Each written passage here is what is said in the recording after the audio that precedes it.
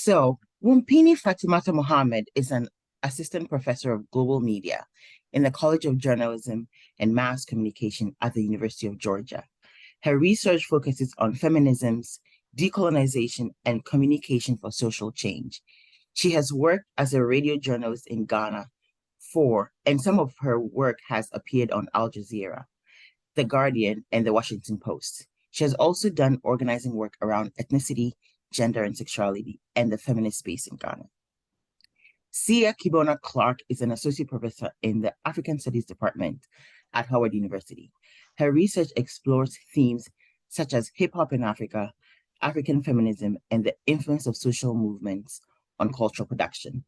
Her recent book, African Women in Digital Spaces, explores the use of social media for advocacy by women across Africa and the diaspora. In addition to her academic pursuits, she has curated exhibitions on African culture and photography and is host of the Hip Hop African podcast. You're welcome. The floor is yours. Go ahead, Wumpini. I'll let you.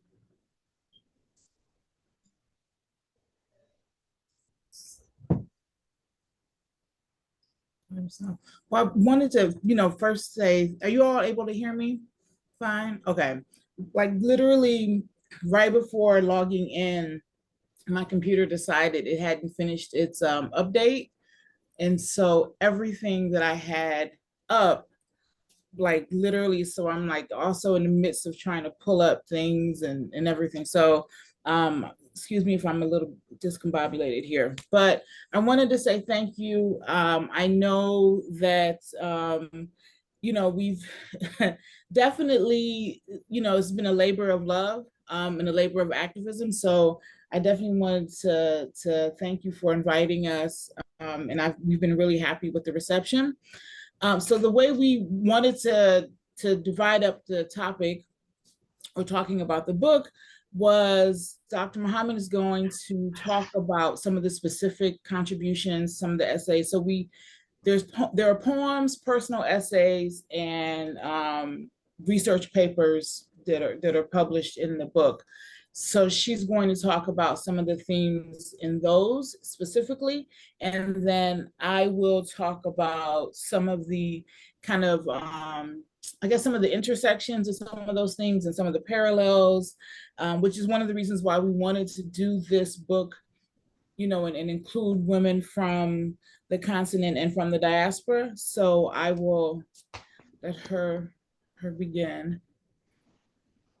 All right, so thank you all for joining us today. I'm very happy to be here. And like Dr. Clark said, it's been great seeing the reception of the book. And before I even go into details, I'll also just, share a few things. Dr. Clark and I met virtually and worked on the book virtually. The first time we met in person, we were actually launching the book. So it is, the whole dynamic of how this book came to being is sort of reflective of what the book is about. So I just wanted to share that. And we were also interested in creating or working on a book that sort of was not, traditionally academic. So we're interested in looking at scholarship and also personal essays. So when you open the book and you read through it, you'll see that there are, academic scholarly chapters, and there are personal essays from activists who've done the work on the ground, and there is also poetry, so it sort of speaks to various interests. And one of the things that we were also interested in with regards to working on this book was trying to produce a body of work that we hadn't seen a lot of literature addressing within the African context. So I'm not aware of many books that specifically look at social movements in Africa from the perspective of feminist organizing. And so I'm very proud of the product that we produce. So the whole premise of the book was sort of trying to challenge what we think of as far as scholarship and African feminist theorizing is concerned. And so by disrupting or challenging these notions, we brought various styles of writing or in thinking to the production of this product. And we're also interested in thinking about the ways that African feminists were pulling from the periphery, ways of knowing that historically have been excluded from knowledge making and feminist scholarship, which has predominantly been dominated by academics or academic scholarship. And all of these contributors that we have in the book, we're sort of looking at organizing or feminist scholarship from various perspectives, using various tools, trying to connect epistemology to ontology, and also sort of connect it to the complexities of the ways in which, you know, we relate to one another.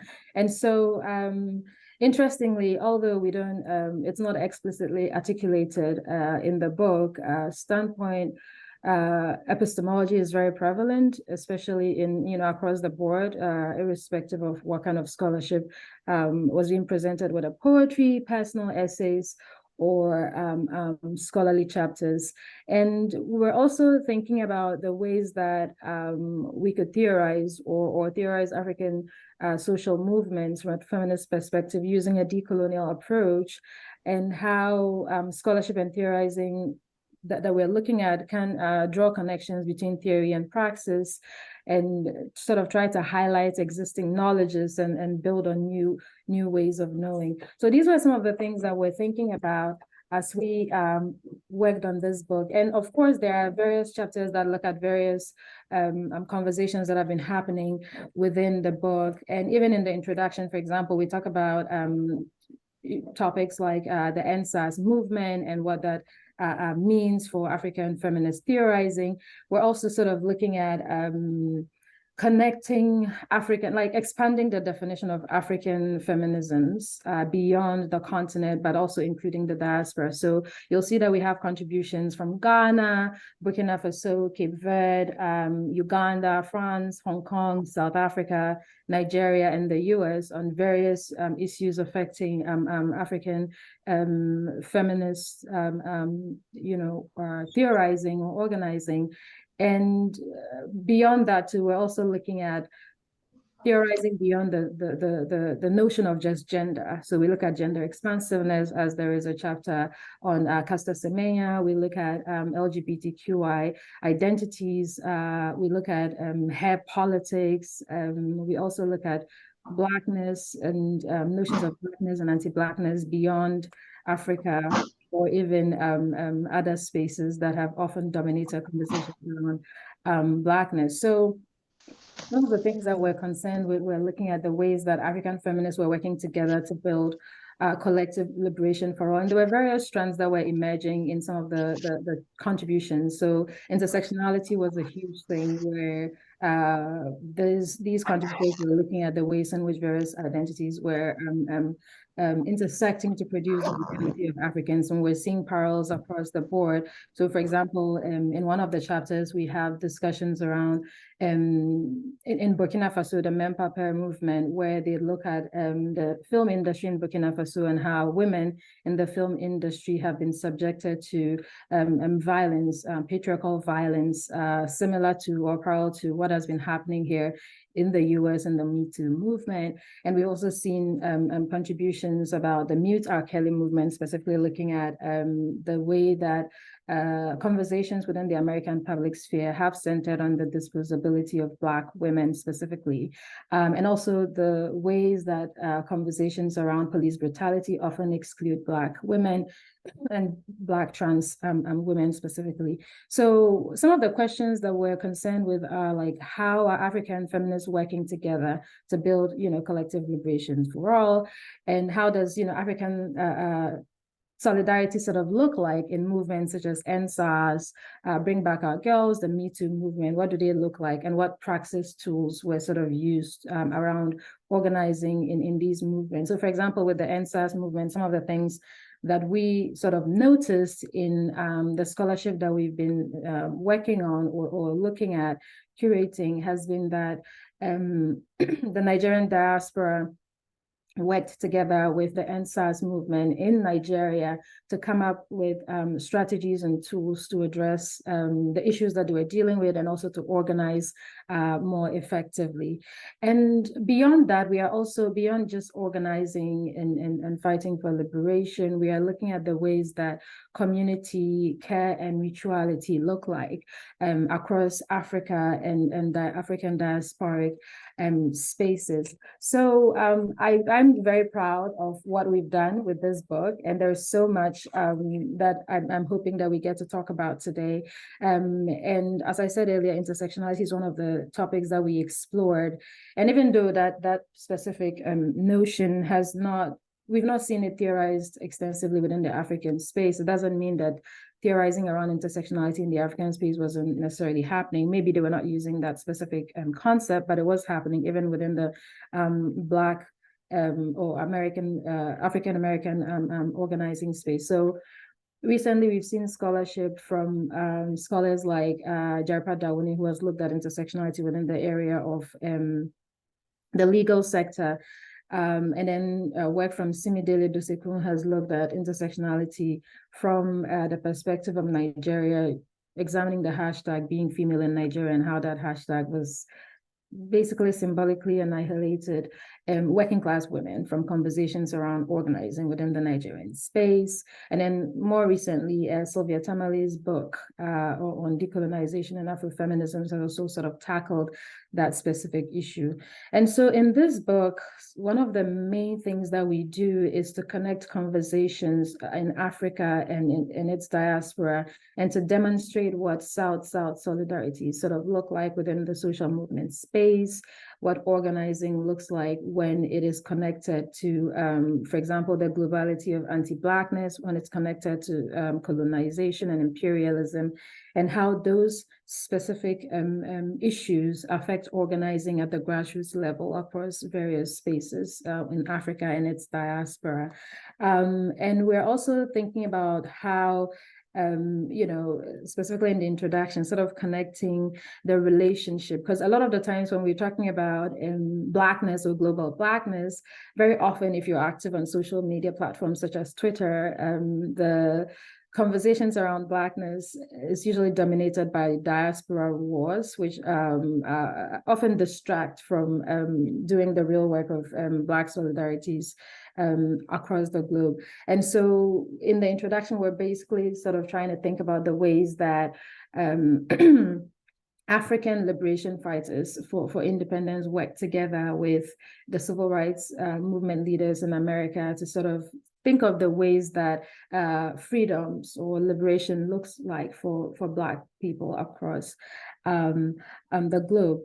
And now some of the issues that I'm specifically concerned with and that we try to sort of look at a little bit is the intersectionality of like religion, ethnicity, LGBTQI identity. So for example, with regards to religion, we have a contribution in the book that specifically looks at the hijab as an identity movement, where Muslim women in Ghana who are, the Muslims are sort of a minority group in Ghana because, it's compared to Christianity, which majority of the Ghanaian population is. And so we're looking at the ways that Muslim women were moving through public spaces in Ghana and how their bodies were being oppressed through various ways of seeing the world that they sort of experienced. And now one of the things that I was also sort of thinking about was that intersectionality definitely provided us with like the praxis tools to think about how transnational African feminists sort of do their work.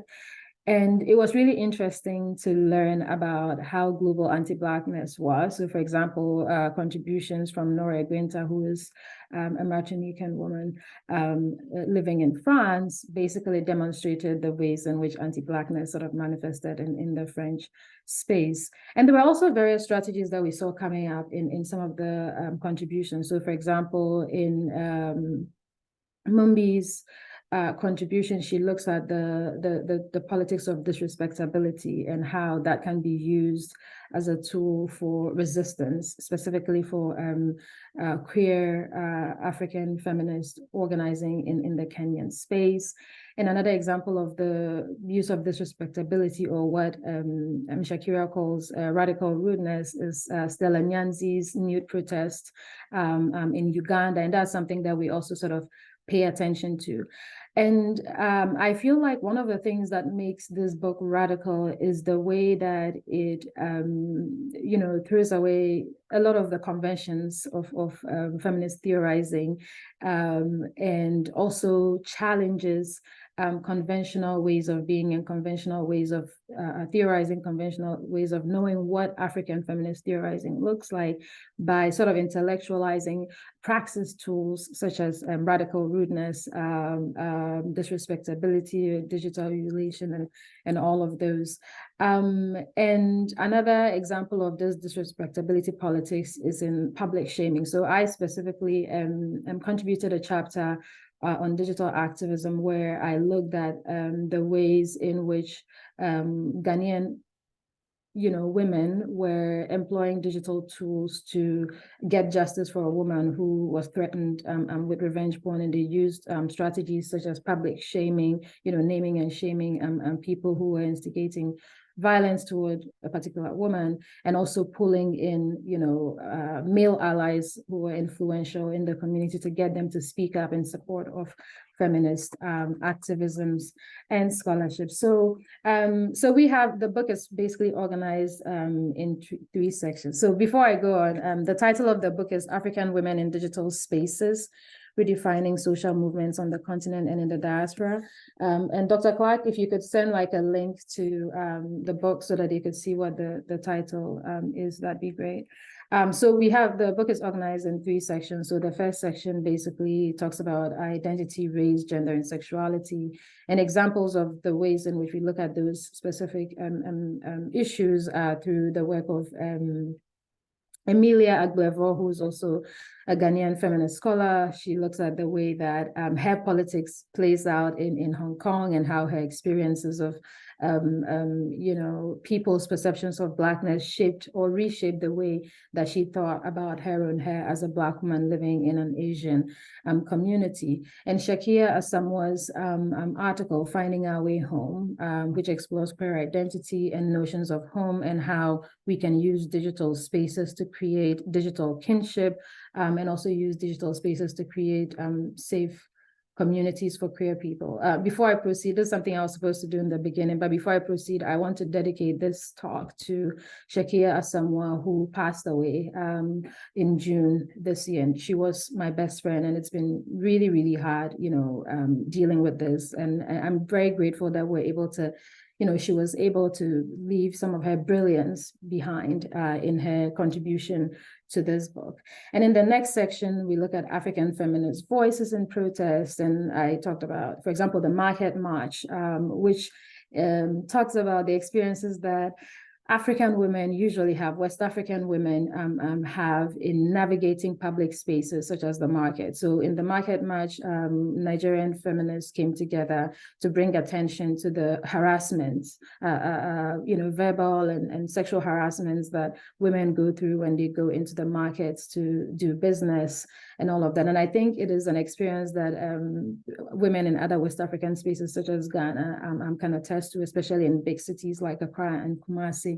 And then we also have the section on cyber feminisms, where we are learning about the ways that, for example, womanhood and gender is constructed within the South African space, where Princess Sibanda looks at the way that Caster Semenya is discussed in not just in the South African space, but in the global space. And you can even draw parallels between the way that Caster Semenya's body is treated. You can draw parallels between that and how Serena Williams in America is also, her body is treated within the sporting sort of space. And I also just want to talk a little bit about how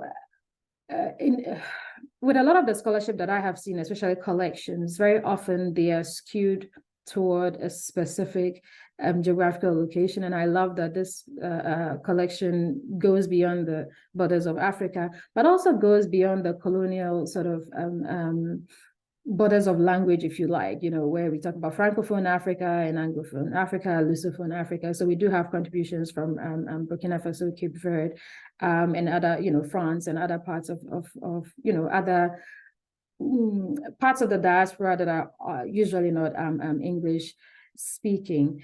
And we are also looking at how, for example, we are creating a space in this collection. We are trying to create a space for fruitful Africa diaspora dialogue that goes beyond the diaspora wars that I talked about, and which are often very polarizing and tense, and rarely foster meaningful conversations on Africanness and Blackness and Black liberation, and moving toward, or even if you like, going back in history to pull from the strategies that African liberation fighters like Nkrumah, Sankara, and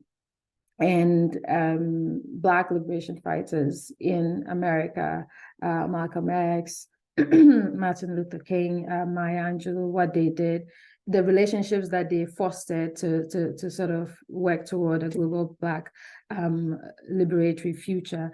And we also see that in the work, there is an acknowledging and even proffering of recommendations for how we can work toward a more just future for Black people in the global public sphere.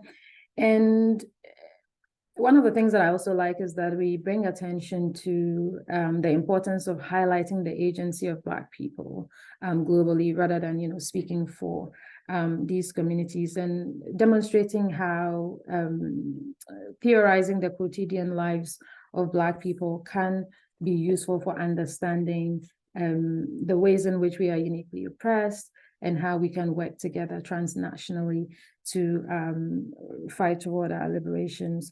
And one of the things that we also see is how we build communities of care and accountability. Historically, if you look at, feminist organizing, it's been, we know that we've had some successes within the African context, but I feel like there's more that needs to be done, specifically within the context of accountability. And we're seeing that these digital tools are creating the space for people who ordinarily would not be part of these conversations to participate in these conversations, and to sort of hold movements accountable for the work that they are doing in these communities. And we are also thinking about the pedagogical potential of the digital public sphere, because we've learned from all of the organizing that has been happening in digital spaces such as Twitter, Facebook, that theorizing doesn't only happen in the academic classroom, but it is also happening every day on these platforms. And there's a lot of important work that is being done in these platforms. And I just want to wrap up by talking about, because I know that some of the questions that we often ask ourselves is that, looking at the African space and the notion, the African space, we all know that there is a digital divide. There are people who are not part of the digital public sphere. And I think that is something that we need to consider as we look at the potential of digital spaces for organizing. There is still a large digital divide.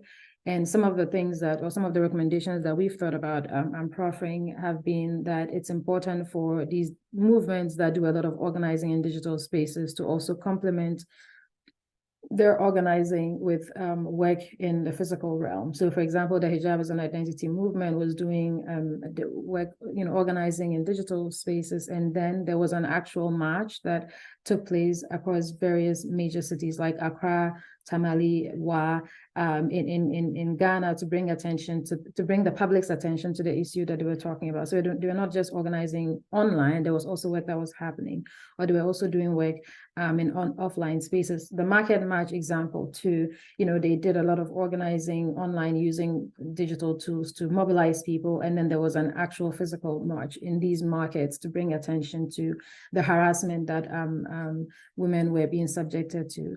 And so we are not arguing that technology, the mere existence of technology in our reality basically brings about liberation or changes the situation of African women and marginalized people, but we are saying that the way that these platforms are used is what produces these liberatory realities for them. And so I think I'll probably just stop there and have Dr. Clark jump in and we can proceed.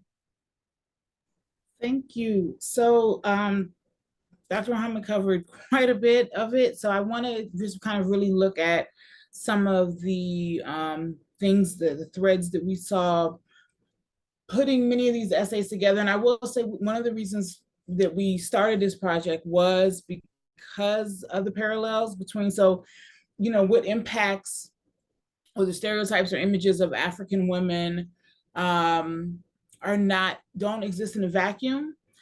Many of those same stereotypes and same attitudes exist towards women Black women in the US, Caribbean women, Black women in Europe, wherever there are women of African descent. And so, you know, when we look at intersectionality, when we look at terms like Moya Bailey's misogynoir, which is specifically looking at the hatred directed towards Black women. And we see attitudes like the idea that Black women are somehow more tolerant of pain, the idea that Black women can't be raped because for some reason we have this kind of voracious appetite for sex. And so therefore, and so it has led to this kind of complacency towards, around violence towards Black women, whether that Black woman is in Africa or in the diaspora. And I will say in terms of terminology, there was a lot of conversation on what do we use. So one of the reasons why we use the term African women is not to specifically talk about citizenship or what passport someone holds, but women of African descent. So using anyone of African descent. And so that's why we chose to use the title African women. And I think, you know, oftentimes Black is often, well, sometimes it's used interchangeably, but sometimes it, for those outside of the US, there's often this perception that it's kind of only US women. So a woman in Africa does not identify herself necessarily as Black. That's not her primary identification. And so, but being an African was something we decided. So I will, even in this, sometimes use Black and African interchangeably. But so like I said, there's this complacency of violence towards Black women that we've seen consistently throughout time.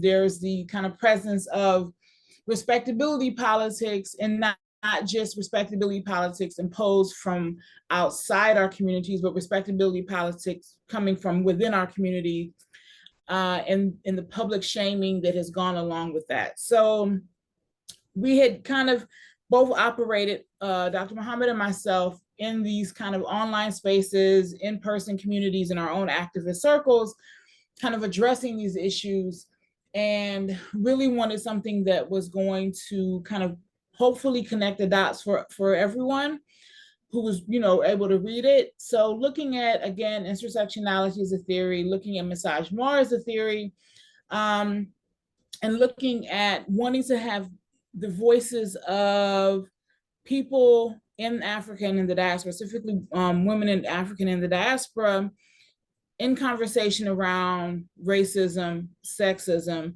and the intersectionality between racism and sexism.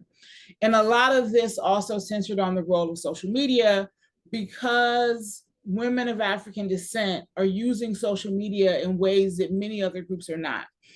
We're simply using it in many ways in higher rates. There are larger percentages of African and African American, I'll say Black women, African women, women of African descent who are on spaces like Twitter. We're using those spaces as a way to present counter narratives. The dominant media has its own narrative of who we are. And so we often use social media as a space to present a counter narrative. If I want to find out kind of what's going on in, for example, with all the kind of debacle that's happened in Senegal around the politics and the elections and everything, there are certain feminists on Twitter. I know if I go to their profiles, if they haven't discussed it, they've shared sites that have discussed it or websites I can go to get an African feminist perspective on it. But because I know BBC, CNN, and Al Jazeera are probably not going to give me the perspective that I really want, or they're definitely not going to give me the feminist perspective of what's kind of happening. So we've used it to present counter narratives, and we've used it to mobilize. We saw that within SARS, and we've used it to hold space for one another. We've used it in, in many, many ways. I know I've kind of turned to social media several times as a place to kind of get inspiration and support from that online feminist community. So when articles and chapters and essays and poems and everything started coming in, we knew we would see those parallels. So we also wanted to use the introduction as a space to also point out those parallels. So for example, when we look at complacency around violence against Black women, we look at Adisa Betty's article on Corinne Gaines and Sandra Bland, and Ethel and Shakira's chapter on Stella Nyanzi. So both chapters about state-sanctioned violence against Black women. Also how the media justify that state-sanctioned violence against those women based on the fact that these women were perceived to have behaved badly. They were behaving improperly. They were behaving in ways that, that they shouldn't have. And so this idea that in the case of Sandra Bland and Corinne Gaines, they were murdered by the police, but that murder is justified by the behavior and the way that these women talk back to the police. Oftentimes you'll see images or video footage of Sandra Bland and her kind of engaging in an argument with the police when it came to Stella Nyanzi, and her use of disrespect as a form of resistance regarding President Museveni. It was, look at how improper she is, look at how foul-mouthed she is. Therefore, again, this violence is in many ways kind of people look the other way, or it's explained. When you look at issues like the violence against women in the R. Kelly situation, that violence had been going on for quite a while. R. Kelly had been a pedophile for decades. And it was through social media, through the movements of Black women, that the case was finally kind of able to push from being something that was protested online, the Mute R. Kelly movement, to actual prosecution. Prior to that, you had decades of people explaining away what was happening to these young girls, the whole adultification of Black girls. It happens over and over. The idea that Black girls are somehow more mature, somehow more adult, somehow more sexual, at a younger age, and therefore we somehow justify the rape and predatory behavior, in that case of R. Kelly. However, the Me Too movement has by and large still let a lot of people in our communities go, especially when you look at music. There are several individuals who are walking around and, where there have been decades of accusations against them, but their careers have never been harmed by it. R. Kelly, I think, was an extreme case, but it took social media. So we also kind of were looking at that. When you look at the influence of the Me Too movement, Dr. Mohammed talked about the influence on Francophone Africa and the women there in the film industry.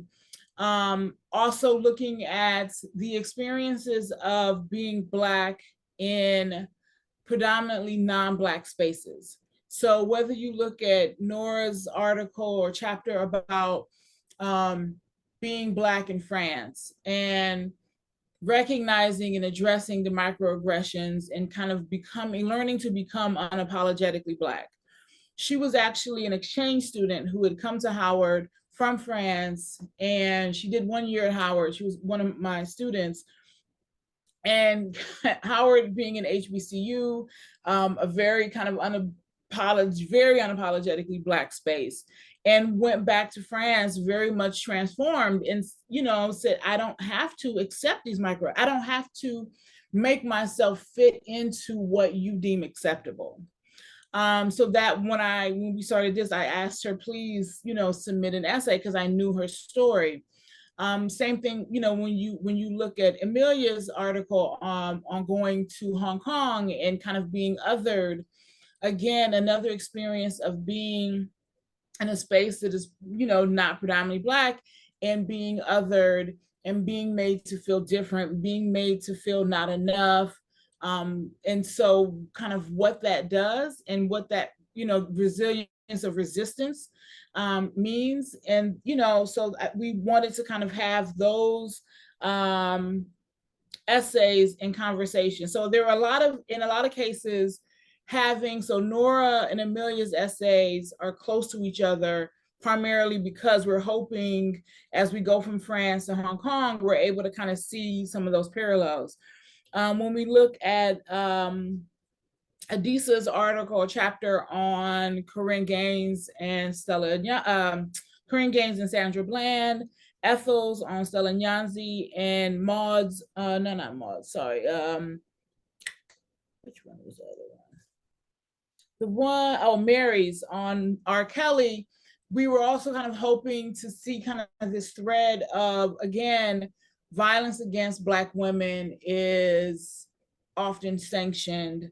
And it, in the case of R. Kelly, took other Black women to actually kind of push through results in the end.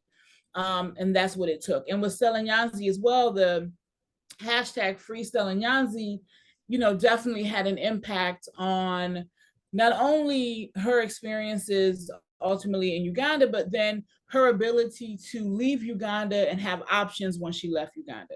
If there had never been a Free Stella Nyanzi movement, if African feminists had never paid any attention to what was going on in Stella Nyanzi, we don't know what would have happened to her. She could have disappeared from the history books and we would not be talking about her today.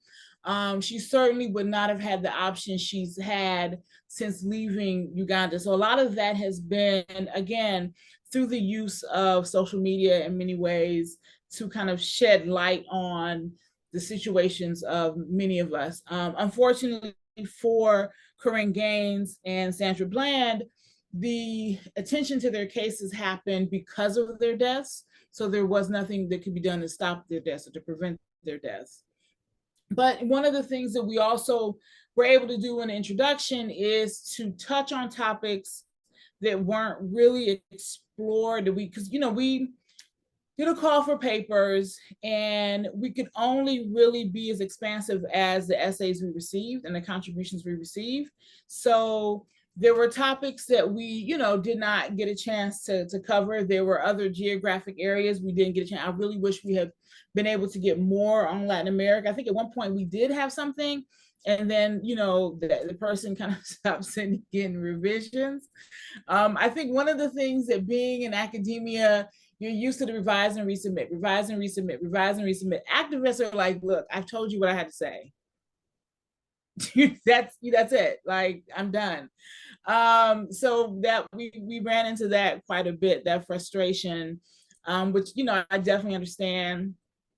There were other events that kind of came up that I'm like, oh my God, I wish we had something. Even now, looking at things like Tim's, the musician, kind of physically taking up space at the award show with with her big gown. There's this image of her in a sea of kind of white Hollywood and just sitting there being very, and I said to a friend, only a Nigerian woman would have dared and not felt bad about it. And it was just a wonderful thing, conversation to have. Looking at the theft of Black women creatives' works on TikTok. That's a whole thing now that people are talking about, but the scholarship hasn't really, I mean, stuff is coming out about it, but I'm like, oh, I wish, we could have had something on, but TikTok having just come out in 2017, we started working on this 2018, 2019, I feel like. So it was not, there was no way to have that in there. But also women in music, my area is focused on hip hop. So I was able to kind of put some of that in there, but the respectability politics that women in hip hop especially have been able to challenge, but how that challenging has led to things like the public shaming of Megan Thee Stallion, which may not have, I'm not gonna say may not, because it probably would have happened even if she had been a gospel singer, but the attacks of her were clearly heightened because of who she was and the fact that she was a woman behaving in a certain way. And again, that ties into complacency around violence against Black women. But also the way social media had her back, the way, feminists as well came out. One area that is really under-researched is the representation of Black women in adult film. Muriel Miller-Young is one of the few scholars I know who is working on that topic, but looking at the images that are consumed, especially when you look at some of the essays and the scholarships and stuff around the images, the depictions of specifically African women who are identified as being African in adult films. There is this kind of young African woman, old European man, colonizer fantasy thing that is very pervasive. And adult films kind of feed off of what consumers are clicking on. So obviously people are wanting to see these images. So the question is, these images are mostly, these videos are mostly consumed by men. They're very much, you can look it up, they're accessible anywhere, anytime. So the question is, how does this influence the relationships between men and Black women, as well as the behavior specifically of male tourists in Africa, including the so-called passport bros, the African-American men who go to Africa to find a woman because somehow African-American women are too emasculating. So if you're looking at, some of the images in these adult films, these African women are very docile, they're very submissive, feeding again into the stereotype of docile, submissive African women. So how much does that influence or how much does that inform those who are then going to Africa? So that's research that hasn't been done yet. I haven't seen anything on that, and I would be interested. So hopefully, I don't know, it's not necessarily my main area, but I do find it fascinating because of how accessible these things are. It's no longer, adult films are no longer limited to VHS tapes in some seedy part of town. You can get them anywhere.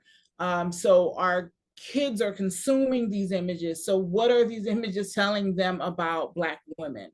We know we're more subject to violence in these films. The derogatory names, even the labeling of these films when they're featuring Black women are far worse than in other cases. So all of these things are things that, we got to touch on a bit in the introduction, but I definitely think, as always, there's always room. I think this is kind of our contribution as activist scholars, but also wanting to always encourage more, because there's so much more to talk about. There's so much more that we weren't able to cover. So yeah, I'll stop there. Thank you very much, Dr. Clark and Dr. Mohammed. I think Dr. Makoni will engage with you now. Thank you very much for this fascinating presentation. What I would like to do now is to try and follow certain ideas, and you may clarify them for me as we go along. I want to start off with one of the issues that you raised towards the end, the status of being both a scholar and an activist. What is the nature of the relationship that you see between your status as a scholar and your role as an activist? Is there any tension between the two of them, or do you see them as different sides of the same coin?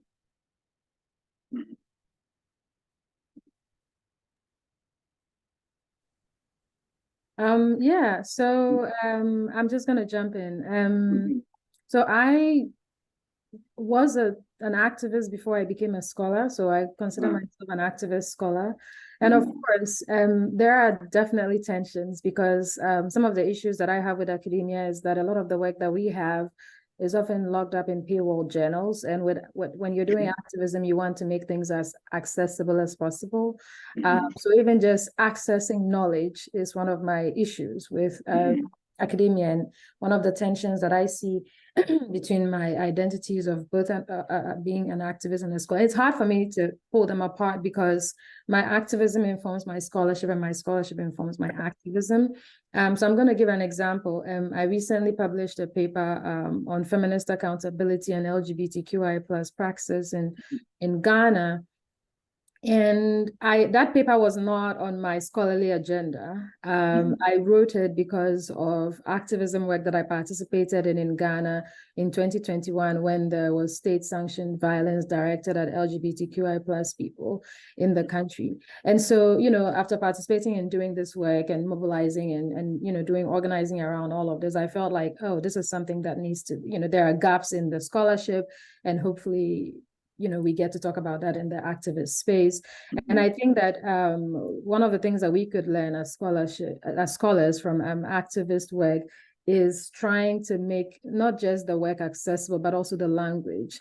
And one of the things that I've always gotten from people who read my work is that, oh, it's actually in simple language. It's not like you don't have to read it with a dictionary. And I'm thankful that I'm able to do that. And I hope that more and more scholars do that. And some of the ways that I also make my work accessible to the activist communities that very often when I do, or the social movement community, when I do scholarship that directly addresses issues, for example, say in Ghana, I make my scholarship available. I directly email it or send it to the people it's about, or the people who are working on the ground to do, to see how they can use it to address the things that they need. And so if you think of the identity of activists, being an activist scholar, it means that you can't just write for academics, you have to write for a broader audience than academics. And you also have to, your work has to be steeped in public scholarship. And so I find myself doing a lot of public scholarship in various platforms, and having been a journalist definitely helps in trying to do public scholarship on various platforms, in the global scale. So recently when I was in Ghana, I did some radio interviews about various issues around an anti-gay bill in Ghana.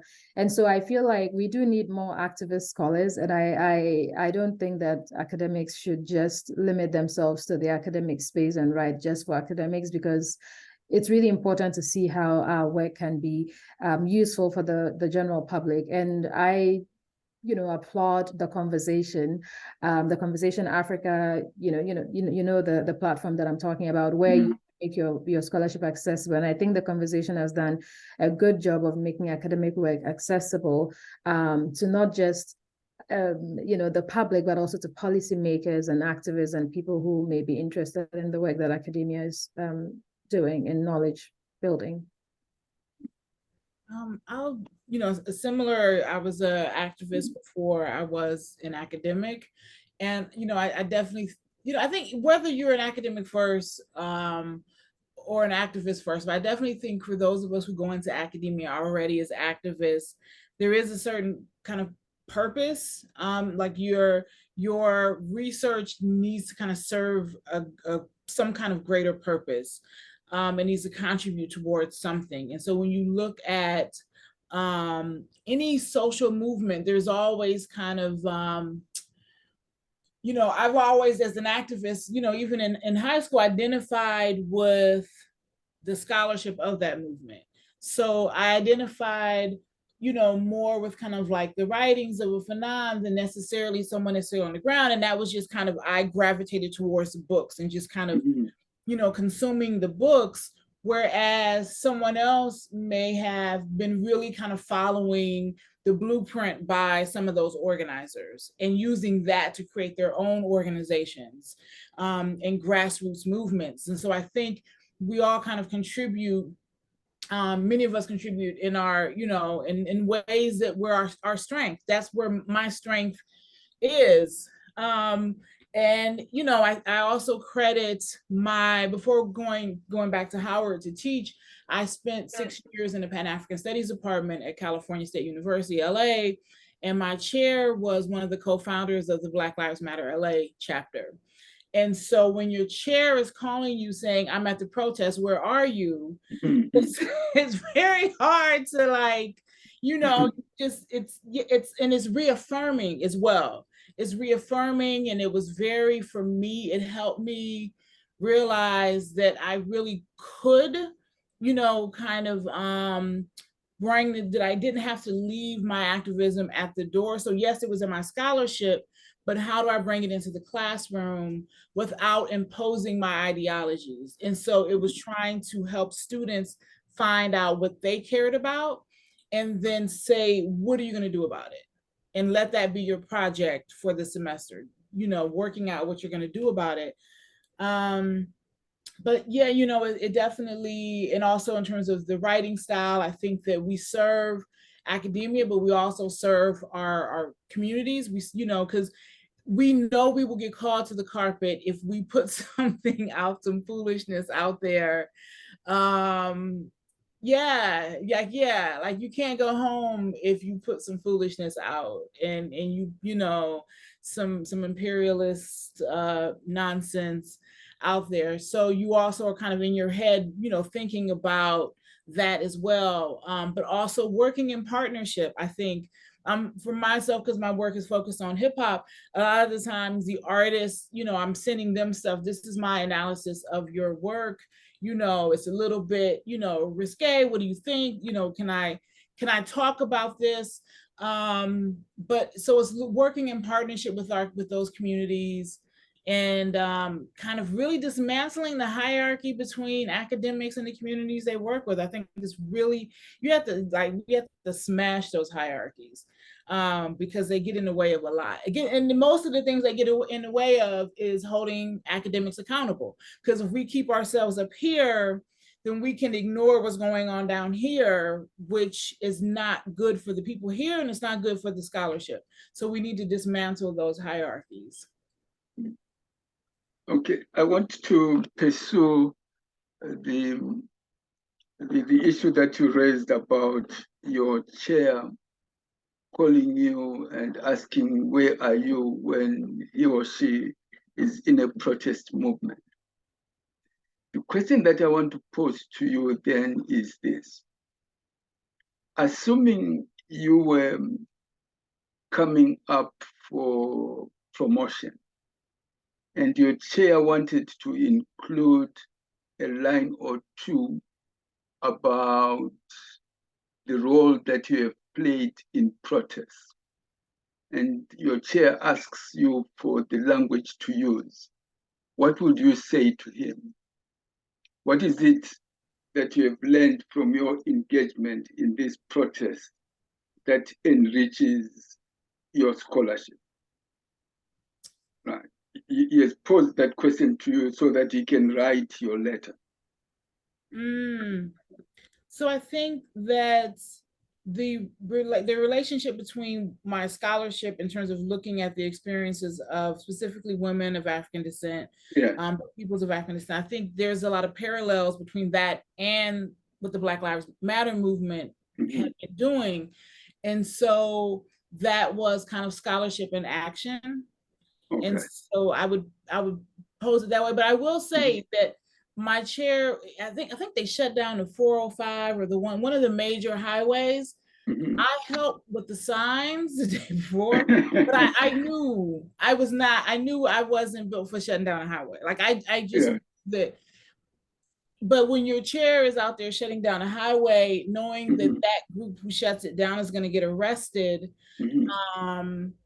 you know, it's also, yeah, it's also a very interesting experience. But yeah, so it's also, I think, knowing what, again, so I think that's what I would do, is kind of connected to the scholarship. To the scholarship, okay. Then the other question that I want to ask, when you were going through your presentation, even at the very beginning, you talked about the poems, the personal essays, that this book is made up of a number of different genres. And it led me to ask the following question.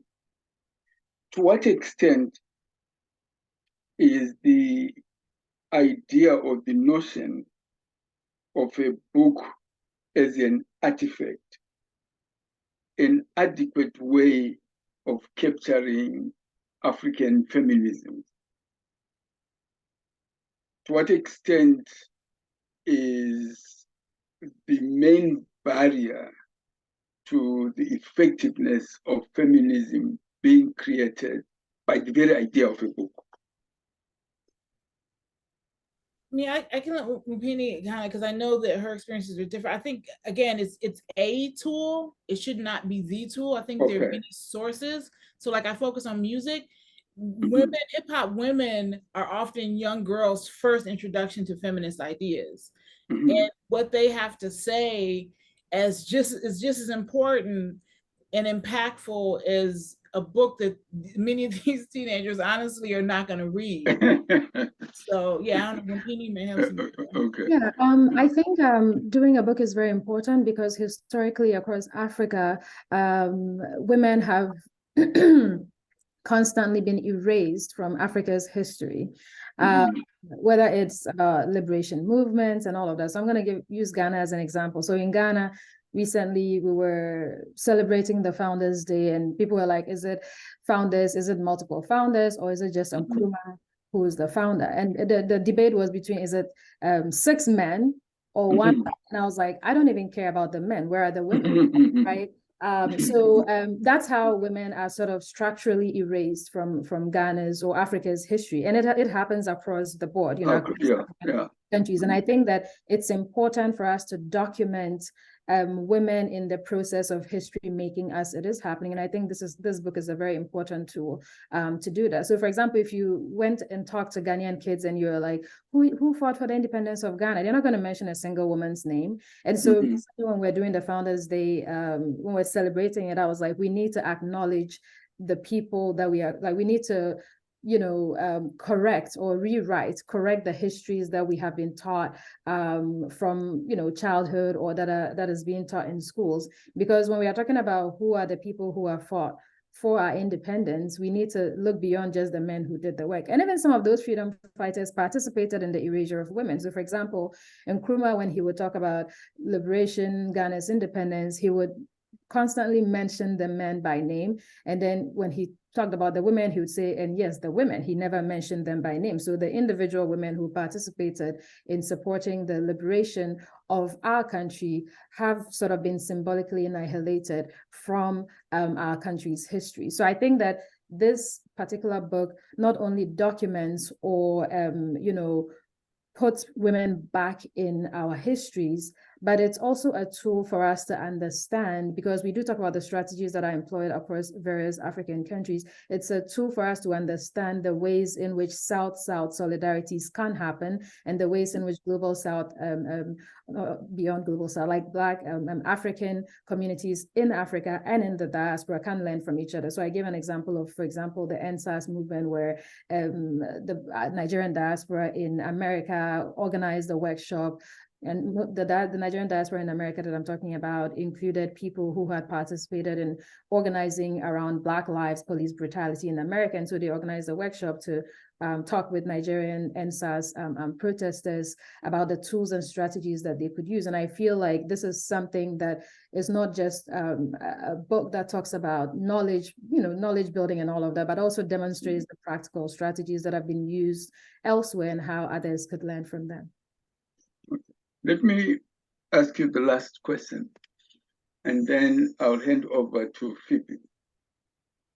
Assuming hypothetically that this fictitious chair of yours shot you an email and said, can you design a course on African feminism for white students?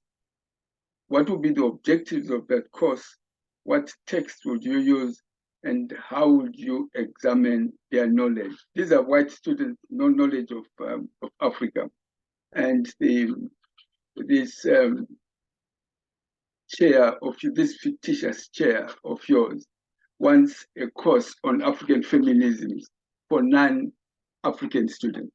What form would it take?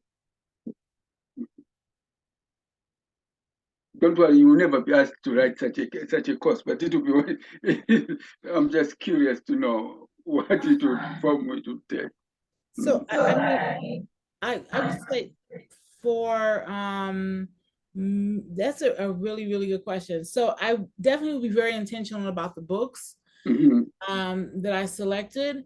I know that being at Howard, there is a lot of it's you know, I have been spoiled somewhat. And so, but I will say that there are a lot of online tools that have found, and I can't think of the names of some of those sites right now, that have been helpful regarding teaching identity, gender, race, teaching these issues to classrooms that are diverse, that are multiracial and things like that. And so I would really focus on doing a lot of workshops in terms of workshopping terms.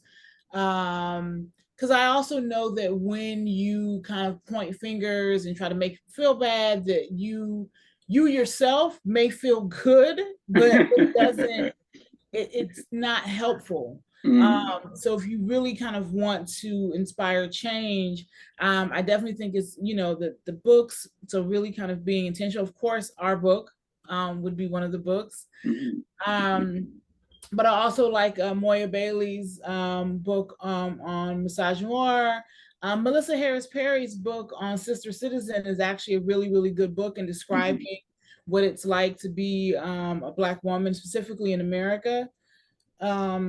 So yeah, I would use those books and then really kind of have a lot of workshops where we're able to kind of look at some of the, try to gain some understanding of the experiences, and then what our roles are in kind of continuing certain systems and institutions, and kind of ways that those institutions can be reformed and dismantled in ways that people don't feel it leads to the annihilation of all of their privilege. Like, it's, there's that kind of, because you have to, recognize, that's a very complex question. It is. And I think you are really spoiled because you're at an HBC. You don't have, like, I teach at a predominantly white institution. Yes, yeah. And what I do is that we are living in a constantly very polarized world where you can't, and actually specifically America, this country is very polarized in a way that there are certain things that you can't talk about in your classrooms. So I do teach intersectionality without using the word. I teach critical race theory without using the word. The problem is when you use those words that these kids, some of the, because I'm also teaching in the South, when you're using some of these words that are that have been framed as like charged and all of that, it's important for you to make sure that you don't make students feel like, it's an interpersonal attack. So some of the strategies that I use is that I focus on systems like structural oppression that will feel safe to talk, so that if you're going like, white people do this, white people, they don't like that. So I focus on like structural, and then I also focus on using language that, like, trying to avoid certain words that some of these kids who come from very conservative backgrounds are trained to look out for in order to resist, pedagogically. Like, there's actually a movement that is going on where they're actually showing them things that they should, like, if you hear critical race theory, they're trying to brainwash you that white people bad, black people bad. And so I will teach critical race theory, I'll teach intersectionality, standpoint, epistemology, I'll talk about all of these things, but I frame it within the, like, I don't use those specific words, and that's the strategy that I've used. Because in the past, when I've used that, I've experienced a lot of resistance, and once I moved away from using the actual terms, you know, teaching the terms without actually using those terms, it became easier. Yeah. Thank you very much. All right. Let me hand over to Phoebe. Thank you very much for a very interesting and engaging conversation. We have a few hands raised, but then we have a question from Nana Anna, and I'm going to read that, and then we can have Dorothy and Scott go. So Nana says to Dr. Mohammed, you mentioned how being an academic reflects on your work as an activist and vice versa. You highlighted the positives, but she wants to know, have you lost out on opportunities as a result of this dual role? Yeah, I have, and I've also rejected opportunities as a result of this dual role. Like sometimes you get invited to something, and then you look at the politics, and you know, I do my research to learn a little bit more about the organization or whoever's inviting me, and if I see that their values don't align with mine, I say no. And I have lost out on opportunities, because I remember a few years ago, someone reached out to me. They wanted me to do something with their organization.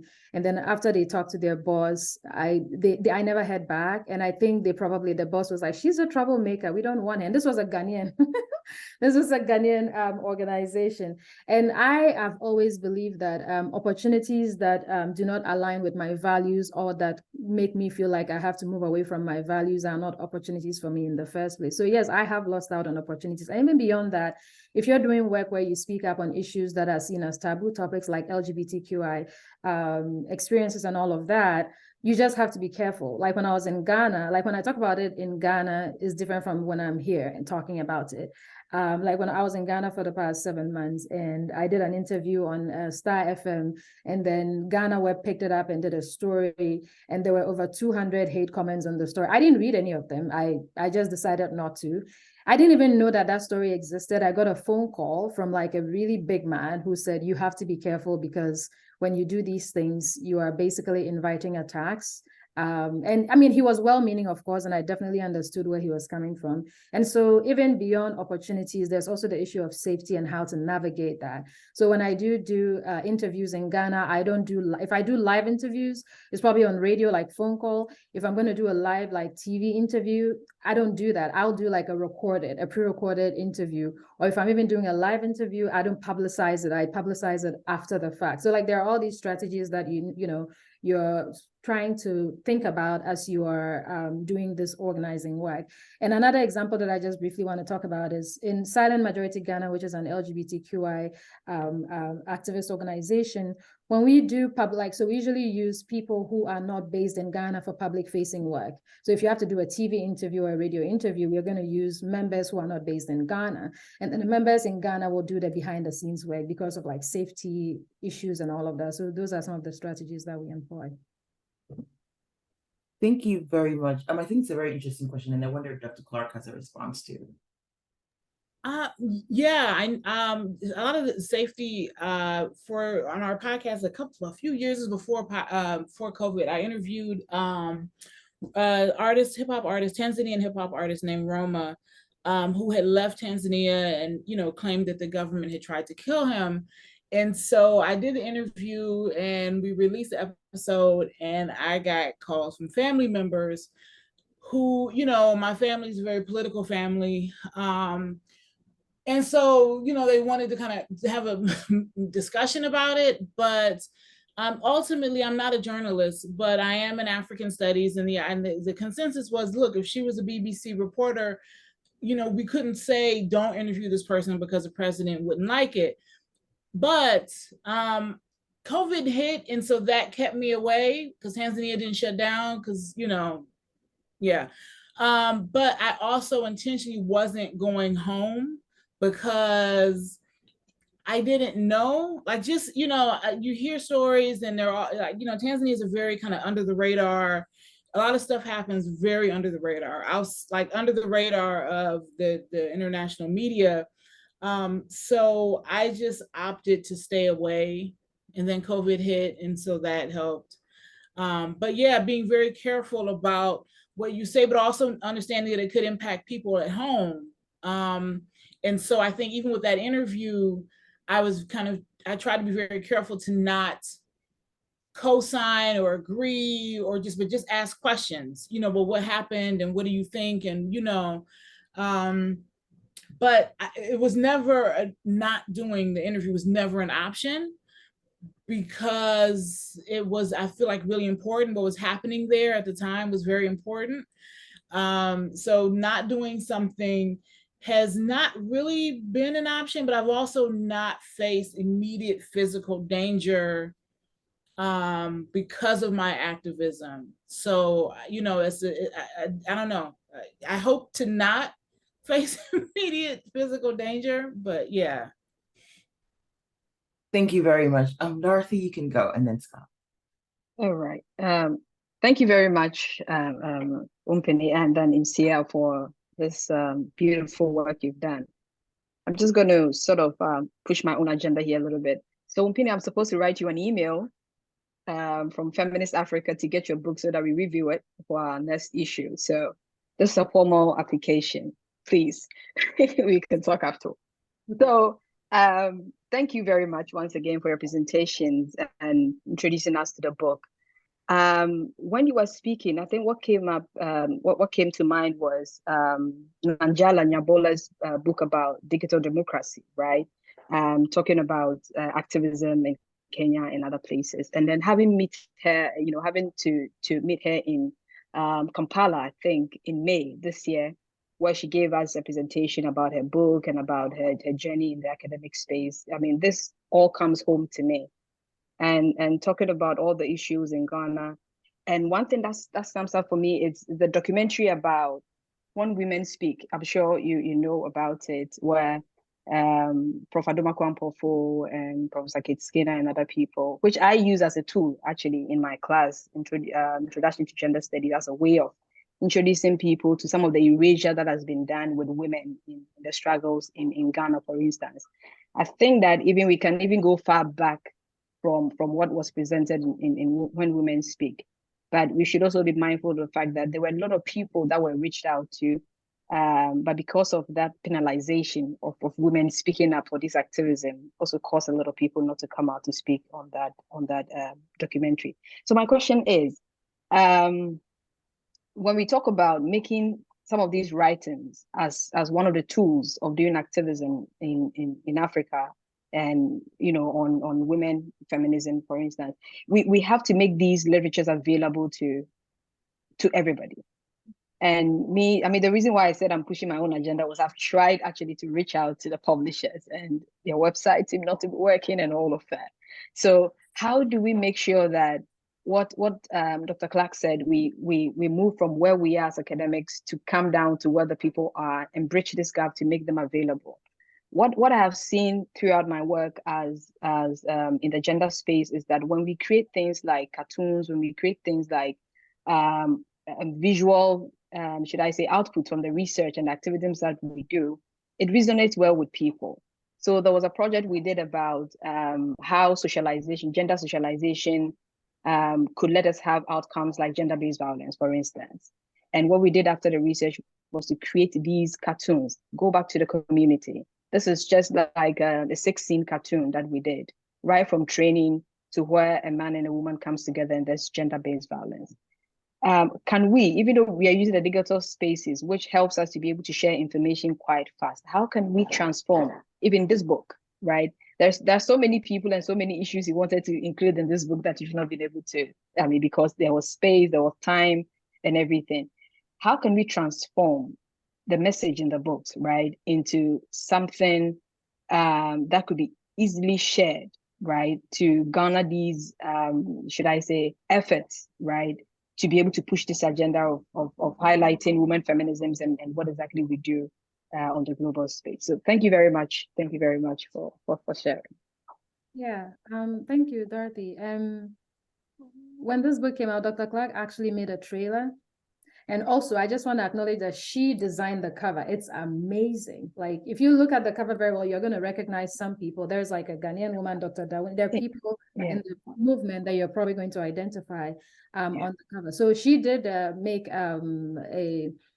even from the start, she made like a flyer for like the CFP. In academia, we usually do like a PDF and like share it. She actually made a flyer to be shared on social media. She's very artistic in that way, and she does great work with art in that way. And then the book, so the reason why we decided to go with an African publisher was for accessibility in Africa, but we still got trapped in the whole Western thing eventually, because we were considering US publishers in the beginning. We're like, it's about Africa, let's do it. And Mkuki na Nyota, which is a Tanzanian publisher. And then in the end, they sent it back here to Africa Books Collectives for them to publish and distribute. And so now she and I had a conversation, and we are trying to get it to be published by a West African publisher, because the reason why we wanted an African publisher was for the price. When we say accessibility, not just, access, but also can Africans afford it? Because I went to the Legon bookstore while I was in Ghana, and I saw a book that was like over 2,000 Ghana cedis. And I'm like, why is Routledge selling a book over? That's like, it's higher than a teacher's salary for a single book. And so we're trying to get a local publisher, an African publisher for that. It didn't quite work out the way that we conceptualized, but it is available in Tanzania, and I'm sure in the East African region. And so now we're trying to work with a West African publisher to get it published in West Africa, so that the cost will be lower, and then the price will be sort of affordable for people in the West African space. But some of the things that we've also tried to do has been so for example, when Shakia died, my best friend who also made a contribution, I made a PDF of her article, of her personal essay from this book, and I shared it I didn't care what the publisher said about sharing parts of, I didn't even talk to Dr. Clark. I just made the PDF and I shared it on Twitter. And if anyone wants to read it, I share it with them. And I feel like another thing that we are trying to also work on is to get it in the ebook format and hopefully have it to be more affordable. And sometimes when people reach out to me that I know actually need the book, I send them the proofs because I feel like they probably need it to do their work, especially if they are organizers. But yeah, I think we're trying to do that. And I'm sure maybe Dr. Clark also has ideas about how to make it more accessible beyond just this. Maybe Dr. Clark we might do like a mini documentary. I don't know. Yeah, that was one of the issues with is distribution. So I know, for example, Mkuki na Nyota has a bookstore in Dar es Salaam, the Tanzanian publishing house. It's in downtown, and their books, they're priced differently. So this same book is much cheaper than what it costs here. So people who are in East Africa are definitely paying a lower price. So the question is, okay, we have East Africa and we've got the US and Europe. Now, how do we get West Africa and even Southern Africa as well, which would be great. I think Southern Africa may be more, I don't know what Amazon's, I don't know what the issues are there, but I'm thinking it may be a little bit easier for Southern Africa, but West Africa, I think, is one of the questions. And so I know with the publisher, they had said that they would, they're open to doing a distribution deal with a West African publisher. So it's just kind of, we're neither of us are in the publishing business. So it's also like, how do these things happen? How can we, but then also I know with this particular publisher, Mkuki na Nyota, they've been very active in terms of trying to champion publishing on the continent. So I've seen them speak at a couple of conferences and with some other Africa-based publishers about publishing on the continent, the plight of African publishing houses, and kind of, some of them are in trouble. And that was also another reason why, okay, well, let's, do that, but then you run into this other issue. So, yeah. Yeah, and I also just want to add that I thought we are going to have copies in Ghana, and I wanted to do a book launch. And I was like, I can't do a book launch if you can buy it in Ghana. So I was like, until we have it available, there's no point in trying to have a conversation about it when people don't have access to that. Yeah. Thank you very much. Scott, you can go. Thanks so much, Phoebe, and thank you so much for an excellent conversation. I am interested in exploring how a lot of the descriptions of the actions of African women in digital spaces are also kind of taking place in the context of this like global reaction, which you've already sort of named it as misogynoir. That kind of reaction is kind of, to a certain extent, it's like our defining political reality at the moment, right? So the backlash against so-called cancel culture, when people, try to stop woke and all of this sort of thing, like the power of the women in these spaces that you document in your book is like clearly so threatening to like the way the world works, that the backlash is just, it's everywhere. And I wondered how do you think about those things, and how do you think about kind of like what that means for the importance of what African women are doing online?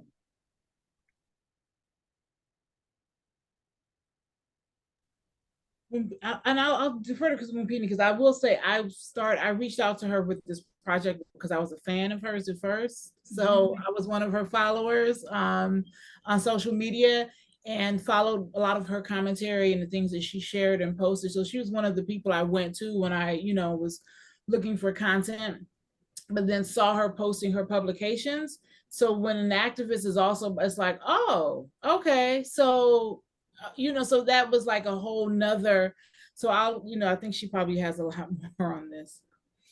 I think that what's beautiful about what we've tried to do here is that we are trying to move away from like a reactionary approach to dealing with issues affecting African women to a more sort of grounded approach. So some of the things that we notice in the organizing work that is being done is that there are people who are pulling from historical knowledges, indigenous knowledges, to do this organizing work, in their communities that is happening. So for example, when we are talking about Stella Nyanzi's nude protest, what does it mean within the Ugandan space? When we are talking about, Market March in Nigeria, it's not like they are looking elsewhere to learn from what was happening in the West in order to do that. Because sometimes, even though we're thinking about intersectionality as like a tool to understand some of these things that were happening, it's also important to understand that there were certain things that were unique to certain spaces that we would not necessarily see in other parts of the world.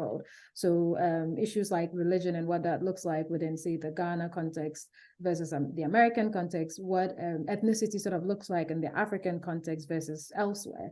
And so I think that one of the things that that I have noticed, especially in the digital spaces on Twitter specifically, that African feminists are doing is moving beyond operating for the Western gaze, and doing organizing because it needs to be done, because organizing needs to be done just for the sheer survival of Africans, and the work needs to be done, right? So that was what I noticed, especially in the conversations that we're having. And there were also other conversations that were happening across regionally within the continent, where these digital platforms gave us the opportunity to learn from what was, what happens in other parts of the continent. So for example, when Simi Dele Doksekun did her analysis of the hashtag being female in Nigeria, when that hashtag was created, there was a hashtag being female in Ghana that also popped up, where people were talking about how their experiences were very similar to what the Nigerian women were talking about. And even when the discussions around Market March came up, we're also learning that there were very similar experiences within Ghana, even though, maybe piggybacking off of that hashtag. And we've also seen, and in my conversations with Dr. Clark, I learned so much about the dynamics of gender and the public sphere, what that looks like within the West African space versus what that looks like in the Eastern African space, for example, Tanzania, where I learned that, women run the markets in West Africa, and it may not necessarily be the case in East Africa or in Tanzania historically. And so I think that what we are seeing currently, especially in the digital realm for feminists, is that more and more people are recognizing that there are various strands of feminisms, some that are reactionary, usually liberal feminisms that are reactionary or that often respond to things happening in other parts of the world, and others that are also concerned with issues of survival and domestically or regionally, and finding ways to actually even learn from other parts of the continent how to address those issues. So some of the conversations we see in the West African space is like, oh, if we're going to talk about LGBTQI plus activisms, people are like, well, maybe we should look to South Africa because it looks like they have a great constitution. They've been doing great work around those kinds of, that kind of organizing. And even in my own scholarship, when I have written about issues in West Africa or in Ghana specifically, sometimes I'm lucky to get a reviewer who is from another part of the continent who says, oh, but have you heard about this and how that looks like in this space? And you could actually build on that knowledge. And I think it's a really beautiful and amazing thing that is happening right now. And I'm hoping that as we have discussions about African feminism, we move beyond performing for the Western gaze. They are like, oh, they have feminism, we have feminism too. The Africa they do not show you. But we don't really have to do that because we didn't, even though we probably didn't use the word feminisms, we did have them in our communities. There are symbols of feminisms in Ghanaian, Nigerian, Tanzanian, South African, Senegalese communities, historical figures that we can look to sort of imagine what being African and being feminist can look like. I'm just going to add to that a little bit and just say that when you center, when you're constantly kind of focusing on, I guess, your oppressor, you're centering them. And so, it's like that's not healthy. But then also kind of like looking towards your communities and looking towards other parts of Africa for inspiration, I think is instead of mimicking, because I do know that looking at volunteering previously with Amnesty International, there is kind of sometimes a tendency to impose kind of Western LGBTQ movements in Africa. And it's like that, that language doesn't work, and framing it differently. But then even looking at like the fight for marriage equality in America, it neglected the fact that many people in voluntary polygamous relationships and marriages in Africa are criminals here. So marriage equality, even that term saying now we have marriage equality, well, there's still other family structures that are not legalized here. So it's, so yes, you have fought for and won the right for same-sex marriage to occur and to be legalized, but there are these other family structures that exist outside of America. They're still not. So, when we look at terms and what does this mean, and this tendency to universalize terms to say, oh, this is, and then also the idea that a lot of the anti-sodomy laws were put there by Europeans. And when the Europeans decided, okay, now we're cool with, now you have to get rid of your laws. So it's like, so there's a lot of, we can't kind of focus on what's happening out there. We have to focus on what's happening inside and get inspiration from within the continent as well. Thank you very much. We're at our 90-minute mark. So technically we have to invite Dr. Makoni for our closing comments, but Dorothy has her hand up. So we're going to take one last one. Yeah, I'm sorry, a quick one. Now I was having a reflection. We know that, as I know a little bit about Nanjala's book, so perhaps I'll use the argument, which is not really different from what we're trying to achieve. It says that technology is never neutral, right? And if you want to harness the space, I think you made a comment like that in the beginning when you were presenting, Dr. Mohammed. How can we make sure that this space that is not neutral, and we know how algorithms and how we create content and how we target people who use this content, how can we be sure, or perhaps how can we harness this technology tool, right, to be able to harness, to be able to sort of advance the right African feminism, rather than going with the flow and then the Twitter is highlighting stories that it thinks, or perhaps whoever is creating the content, or whoever wants you to know which content thinks that this is what we should be discussing, rather than making sure that all the gray, I would call it, for want of a better word, arguments that we want to make will be highlighted instead. So that if I put a post on Twitter, for instance, I might not have the following, I might not have all the connections, the people to tag, but how can we make sure that my voice, for instance, is heard by others, and then we can have this discussion rather than Twitter, squashing it somehow, because we know that technology is not neutral, and then because of the patriarchy that we're fighting and all of that, the women's voices get a little bit mixed up, right, in there. How can we make sure that African women and African feminists, for instance, the creative, will be able to have that space to be able to let our voice, heard by others? I'll leave it here and leave the rest for the after party. So thank you.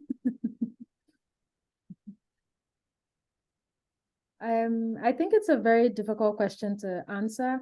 And I think Sophia Noble has written a book to sort of understand how, it's called Algorithms of Oppression, to sort of understand the ways in which digital technologies reproduce the oppressions that we face on the daily. And I think it's important to acknowledge that that exists. Recently, I was in Bolga in the Upper East region of Ghana to do a training workshop for journalists drawn from 5 regions of the North.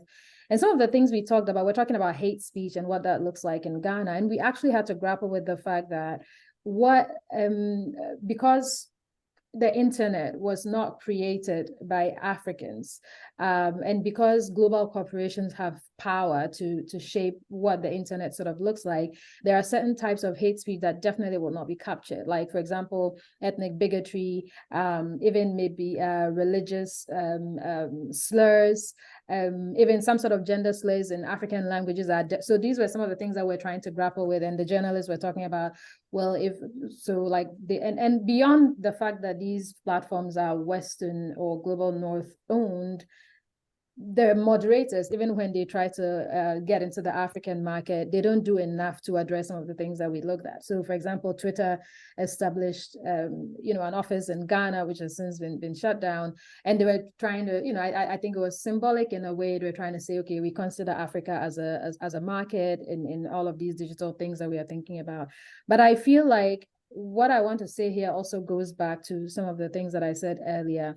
I feel like some of the affordances that these platforms give us the chance to have these conversations. So, for example, Twitter Spaces is a good place to have conversations where very often, we actually have audio conversations about various topics, and sometimes they open up the floor for people who don't have the capital. And this is something I was supposed to talk about earlier, but I didn't get to talk about. So in the digital space, when we're talking about the capital or the cultural capital you have in the digital realm, it's usually follower-following ratio, who is following you, what is the reach that you have. And Twitter Spaces is a space where we can get to see that happen. But this is something that we also grappled with in the Silent Majority Ghana organizing group, where we're looking at, we are doing work and we're trying to reach people online. And we are constantly not paying attention to Ghanaians on Facebook, even though majority of Ghanaian social media users are on Facebook. We're focusing a lot on Twitter. And there was a reason for that. There was a safety issue, there was the attacks issue and all of that. But we're also thinking, well, instead of trying to reach people on all of these other platforms, how do we strategically craft narratives and position ourselves using the tools that we have to get to be a part of the agenda setting of the news in Ghana traditionally, for example. So we would invite radio journalists across various mediums to some of our press conferences. And then we would also do interviews on TV and all of that, because we felt like we couldn't just have conversations online and have them die online without them actually reaching the Ghanaian populace. So we're also intentional about what kinds of media organizations we wanted to target and in what languages they were going to transmit, languages beyond English, where people who didn't speak English would have access to. But I think your question is something that we're probably going to struggle with, that we're still struggling with, or we're going to struggle with for some time, because it's not something that you can directly address.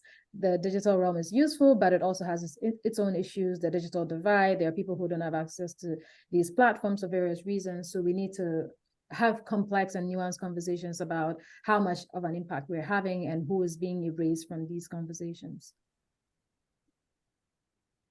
Thank you very much, Dr. Mohammed and Dr. Clark, for this engaging and very interesting discussion and presentation.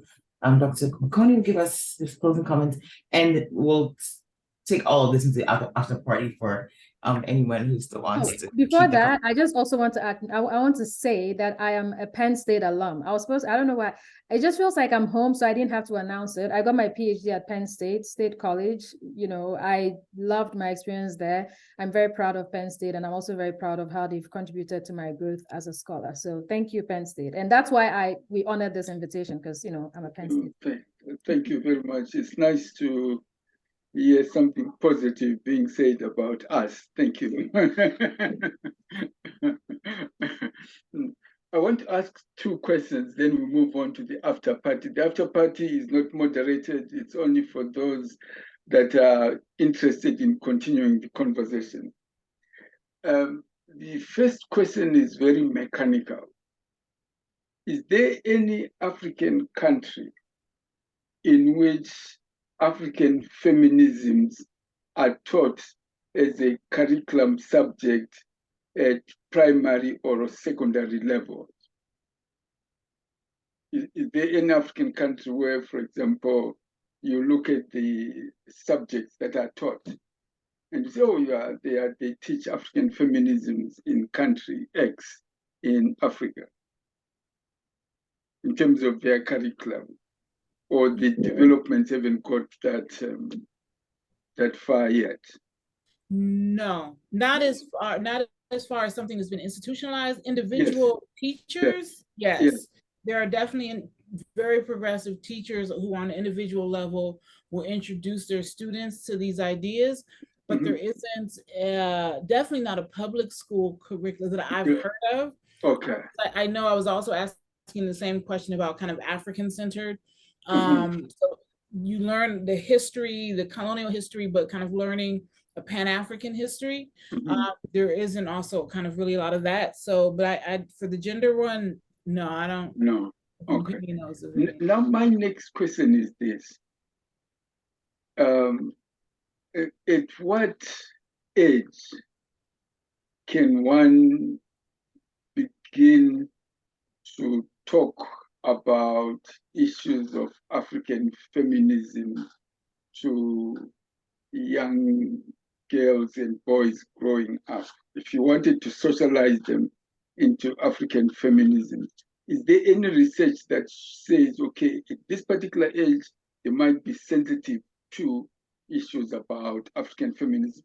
Imagining, I mean, I will never be this, imagining that I'm an enlightened parent and I wanted to bring up my kids as sensitive to African feminism. At what age would you say I should start talking to them about this? I think that I would take this because Kelly. From the womb, like I mean, okay. I mean, like really in terms of ideas of I remember my son said, you know, oh, boys have to protect girls. And I was like, what? Scratch the record. This is when the first Black Panther came out. So he's 11 now. So I can't do the math real quick. But it was, well, what about Black Panther? Who was protecting, you know, King T'Challa? Like, you know, just as an example of something he had seen without kind of going into a whole thing about feminism and gender, but just, you love Black Panther. Who protected the king in Black Panther? So, you know, like, but really stopping it. Also playing with his female friends. If I hear the girl saying stop and I'm like, look, you have to understand consent. If a girl says no. So I think from the very like just, yeah, there's no age is too early, I feel, to start to teach those lessons. Yeah, thanks. Okay, now thank you very much for this. Now we can move